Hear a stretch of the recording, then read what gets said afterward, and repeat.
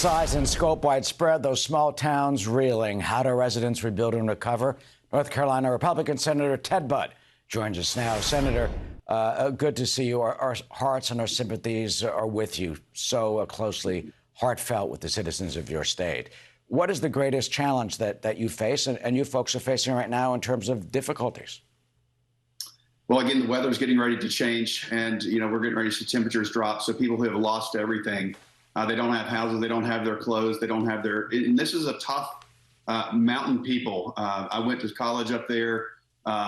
They're always ready for winter, but not if they've lost everything. So that's probably going to be one of the big upcoming challenges with the temperatures dropping. The other is federal coordination. Very slow. Government was caught flat-footed. Biden administration didn't come out of the gate. Look, we're 11 days into this, and just now seeing the 18th Airborne Corps, which has been waiting. They had a make-ready order. We were ready for them to be here, with them and the 82nd and the 101st, and they're here now. We're grateful for them. But it was too slow from the Biden and the governor, and we needed rapid response to be ready for this rather than bureaucratic hand-wringing. So a lot of people were caught flat-footed, but we're grateful for the resources being on the ground now. What would you have liked to have seen? How do you think it could have been handled better from your view? Look, there was a few hits and misses of FEMA being here, but we didn't see it in every county. We didn't know who those people were. What I did see, and I want to flip it around to what I'm thankful for, and that's the volunteer organizations and the individual volunteers who brought food and water and supply and clothing and diapers. And it was just amazing to see. To see that coordinated by the local counties like Henderson County, to be a distribution node for so much of Western North Carolina.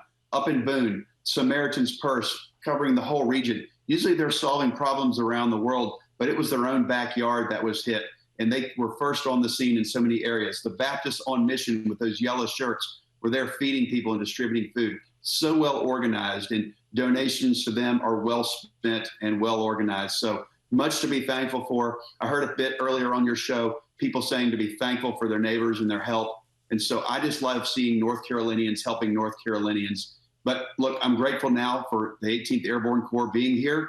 We had to push hard to get them here and to get everyone to work together. But now that they're in theater, they're doing a good job, and we're grateful for them. You just hit one of the inspirational themes here. I mean, in this tragedy and disaster, people helping each other. A friend of mine jumped in his Cessna 172, went to Costco, jammed his small airplane full of stuff and flew it right up in to try and help. I mean, are you surprised that we're actually seeing this? And are they doing, maybe what some government agencies should have had pre-positioned on the ground? Look, we would have loved to have seen them. And then there was a little bit of a turf war for a while that we were able to say, hey, these people are trying to help. We want them coordinated. We want them safe. As an aviator, I have a special appreciation for them. We saw dozens and dozens of helicopters come up here coordinated by Operation Airdrop. We're grateful for them. They're out of Bedford, Texas, but they had people on the ground with Matt McSwain, was doing a great job of coordinating lots of air assets in a very safe manner. So we're very appreciative for them.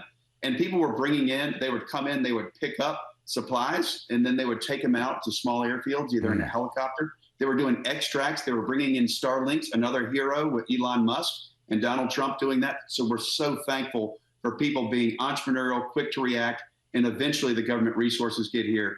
Biden administration was caught flat-footed, but now that people are working together, it's getting better, but still a long way to go.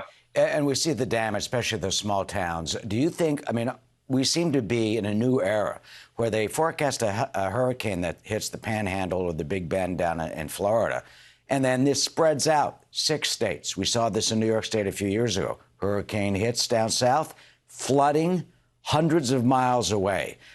Are we prepared for this new era of just torrential rain? And how do we prepare for that when we give hurricane warnings? People think, well, that's down in Florida, but take a look what's happening in your state.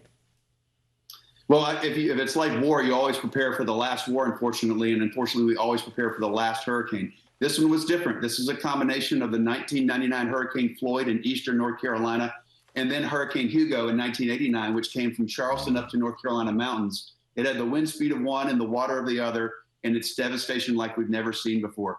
People say it's a 500, 1,000-year event. I don't know, but I hope we never see it again in our lifetime and our grandchildren's lifetime one day. because this is something like we've never seen before. And finally, do you think, what would you suggest and what are your proposals? Pre-positioning more supplies, having more attention to the small communities, because once this gets flooded out and those bridges are out, you can't get to those places other than, as you pointed out, on helicopters and perhaps small planes. One of the frustrations is that Kamala Harris had $42 billion in years to get rural satellites and rural communications established and didn't get one household connected. In a matter of a button click with a phone call from Donald Trump, Elon Musk had hundreds of Starlinks delivered on the ground. And so that's the kind of speed we need to operate at. And that's what's happening. So I'm grateful for the volunteers, for Starlink, for Elon Musk, Donald Trump picking up and making that phone call. That's what we need, is that type of thinking here in Western North Carolina. Look, it's going to take all of us. No squabbling, no political grandstanding. We got a lot of work ahead. We got months and years ahead.